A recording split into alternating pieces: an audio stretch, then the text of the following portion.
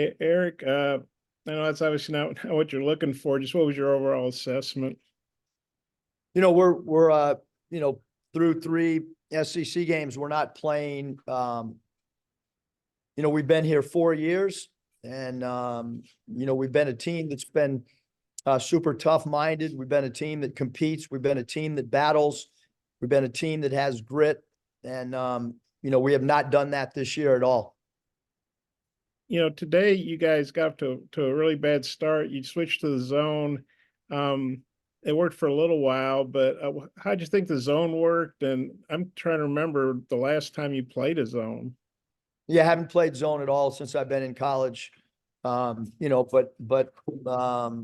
we're not guarding anybody one-on-one. So the thought process was to put a zone in yesterday and try to help us with dribble drives. It helped for a little bit, Bob, as a change of pace. It maybe slowed Florida down for a little bit.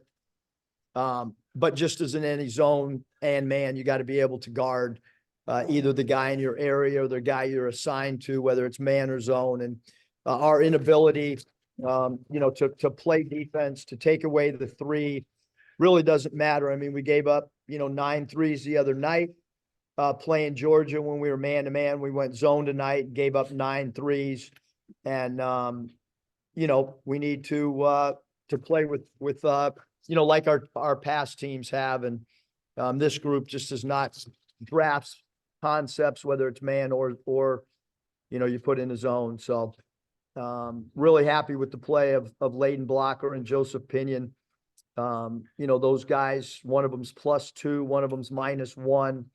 I just thought they played hard. I thought they played the right way.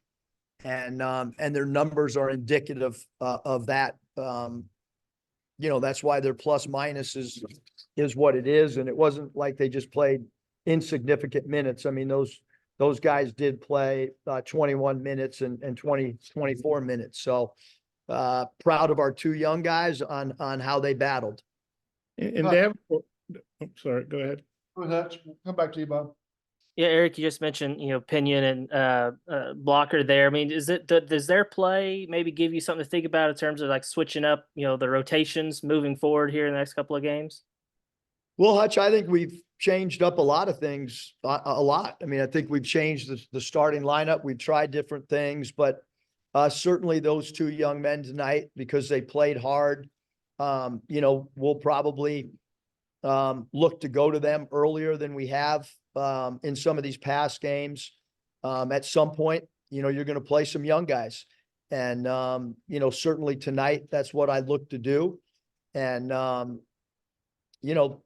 younger players, when you're not playing like, you hope, that's the next thing you're going to turn to as one of the alternatives after you've gone through about 15 other alternatives, which we've tried. I mean, we've tried a whole bunch of stuff. We've already mentioned we've never played a zone in 10 years. We're trying everything. We've tried different starting lineups. The one constant with Layden Blocker has been that he plays really hard. And the one constant that Joseph Pinion has exhibited through 2 years is he will try to run our offense and try to do things within the framework of who we are. Sometimes athletically, Joseph might have a matchup that's not advantageous, but he's got heart, he's got character, and he's a guy that tries and plays up to his ability. And I'm not sure what the final numbers ended up being, but at halftime, I think y'all were 4 of 16 on layups and dunks. Just what do you think contributed to that? Is that something that you've put an emphasis on at practice, or just how do you improve that moving forward? Well, I don't know if I can improve it. I mean, I would love to tell you, did we do drills because we knew that they go vertical really well? Absolutely, we did. We had 2 different stations even this morning. So did we work on it? Did we talk about it? Yeah. Having said that, and I don't have the layup stats, but, Joseph took it in there and, he might've missed 1 or 2 and so did everybody else. And certainly, Layden took it in there, and I know Layden missed 1 or 2, but I thought they went in there with authority. I thought they tried to get into the body of the secondary defender. They didn't shoot floaters. They tried to get to the rim and much respect to those guys to absorb contact and not try to avoid contact. Bob?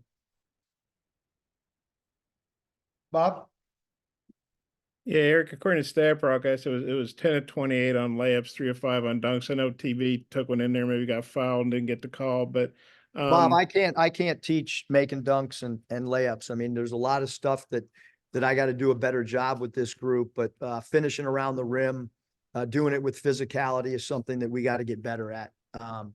And you know, sometimes you can help by diagramming a play and you get a guy in a scoring area, which is obviously in the paint.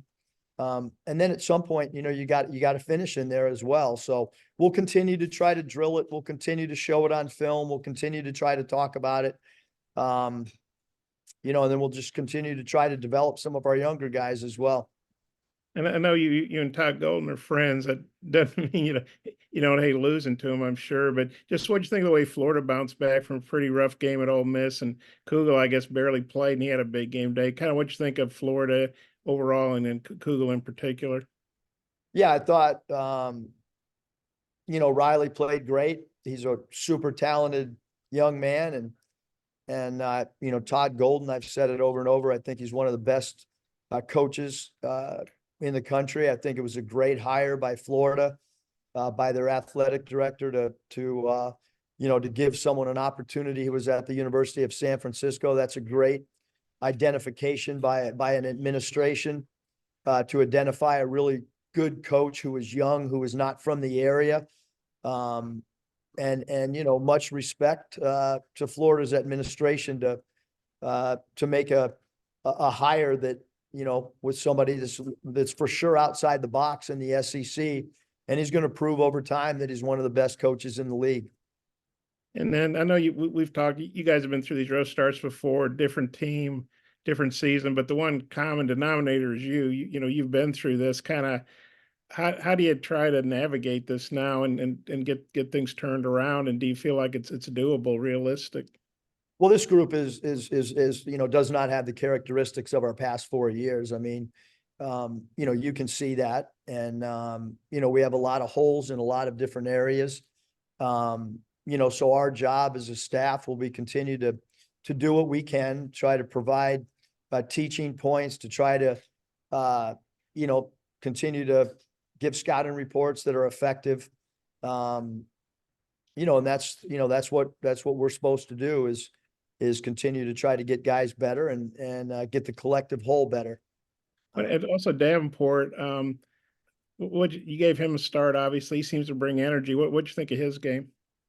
Yeah, I thought in the first half, JD did a phenomenal job offensively. You know, but the theme of the game, you guys, was rebounding.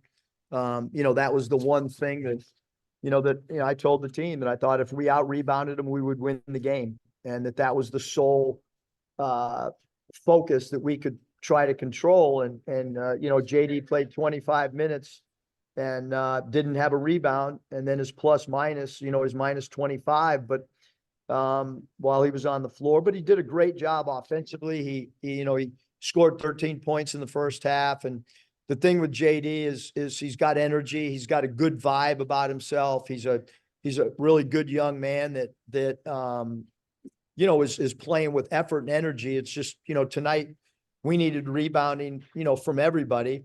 But I did think offensively, he stretched the floor out. I thought he played with great confidence offensively as well in that first half. And he had 3 assists, which is, we only had 8, so he had 3 of them. Thank you, Coach. Thanks, guys.